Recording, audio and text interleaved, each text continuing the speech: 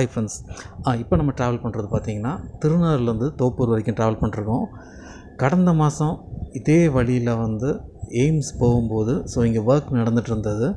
அப்போ நினச்சேன் சின்ன சின்ன பேட்ச் ஒர்க் மட்டும் பண்ணுறாங்க, இல்லைனா கொஞ்சம் இடம் மட்டும்தான் ஒர்க் பண்ணுறாங்கன்னு நினச்சேன்.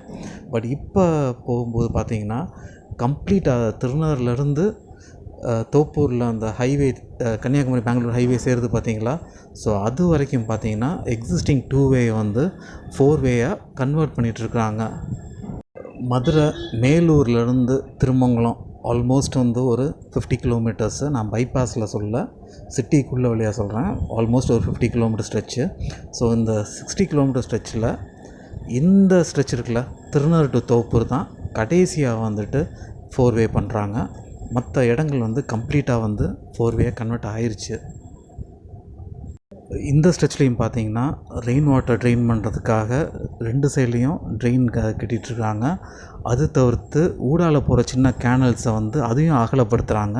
அந்த ஒர்க்கும் பார்த்திங்கன்னா இங்கே நடந்துகிட்ருக்கு.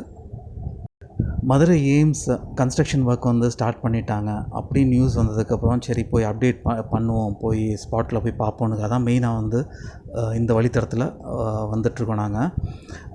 பட் அன்ஃபார்ச்சுனேட்டாக நாங்கள் போய் எய்ம்ஸ் கேம்பஸ் ரீச் ஆனதுக்கப்புறம் பார்த்திங்கன்னா முன்னாடி 4-5 என்ட்ரன்ஸ் இருந்தது. அதில் 3 என்ட்ரன்ஸ் முன்னாடியே க்ளோஸ் பண்ணிட்டாங்க. ஒரே ஒரு ஆக்சஸ் மட்டும் முன்னாடி ஓப்பனாக இருந்துச்சு.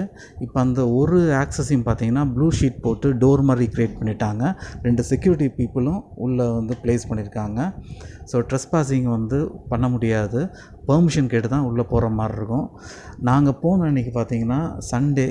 அதனால் எய்ம்ஸ் அஃபிஷியல்ஸும் அங்கே இருக்கிறதுக்கு வாய்ப்பு இல்லை.